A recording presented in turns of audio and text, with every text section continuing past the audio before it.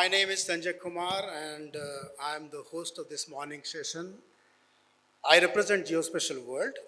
We begin our company with a tagline, GIS at Development, in 1997. Over a period of 27 years now, our tagline is Advancing Knowledge for Sustainability. So what is difference is the maturity and the adoption of the technology across the broader contours of sustainability. And we are more of a knowledge organization than just an advocacy organization.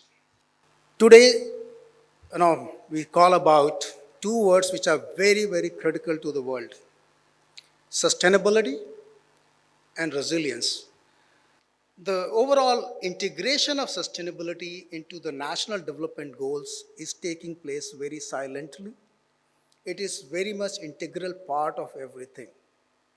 And resilience is also very much integrated into the goals of organizations as well as nations, because what we saw in 2020 is actually made us believe in the fact that we are a global community with local approaches.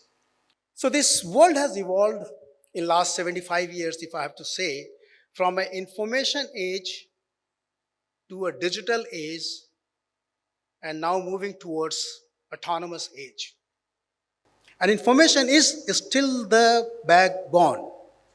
But what is important now is that information is not an end, but a means. Today we are here for AEC Forum, which is primarily for infrastructure sector. 30% of the infrastructure demand of 2050 is actually existing. It's existing, but it is not going to be there by 2050.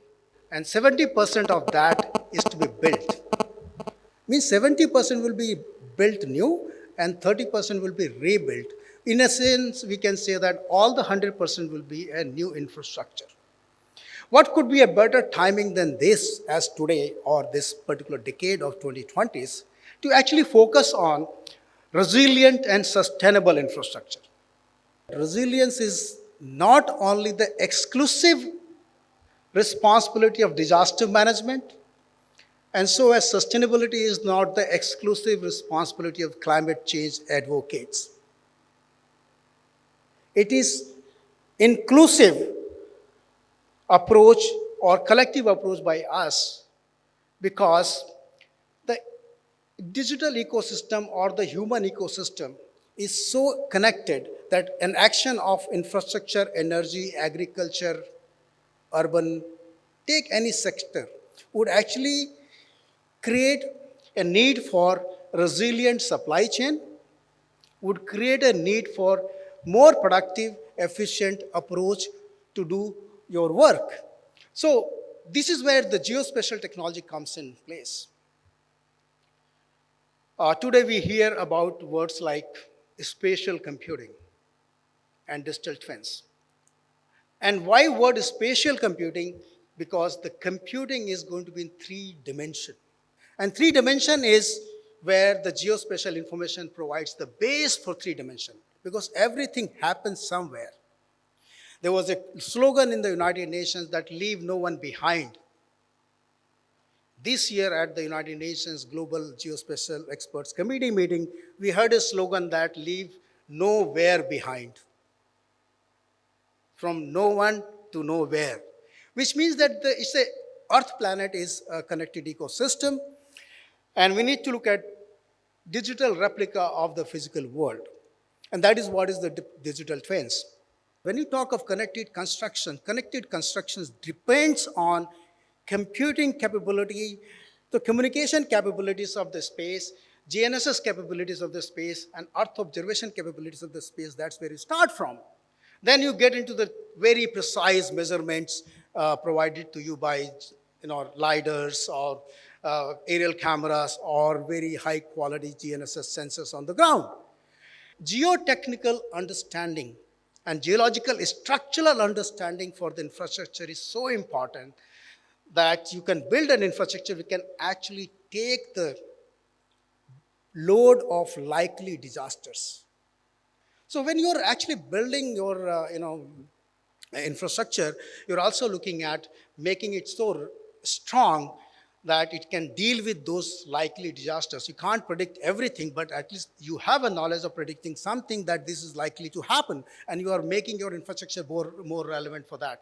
So in this context, if you look at the role of combined approach of technology ecosystem, starting from space to geospatial to BIM to digital twins, then integrating all that into connected, infrastructure ecosystem, from plan to design to build to maintain, that's the kind of system approach we need to look at it.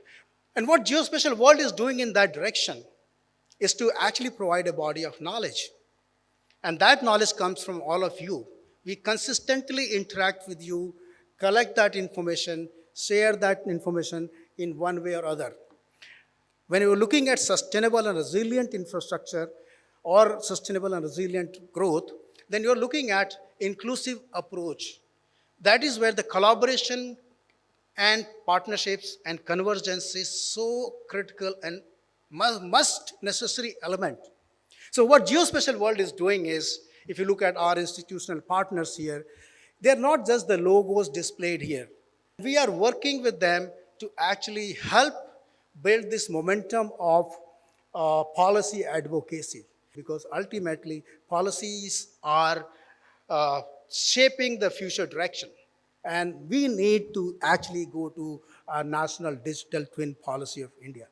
And this is where we would like to call upon all the stakeholders, the government organizations, the institutional partners, and also the technology companies which are working with us or many other organizations to actually somewhere bring that entire knowledge into a collective view of this is what we need for Indian infrastructure 2047. And Geospatial World is putting all that information in public domain, whatever we have. I want to convey to you all that use that information and ask more information from us if you need. And we are very happy to support all that initiative through various approaches to go to the federal government and make them convinced to develop a national digital twin policy for India. With this, I would like to close my opening remarks.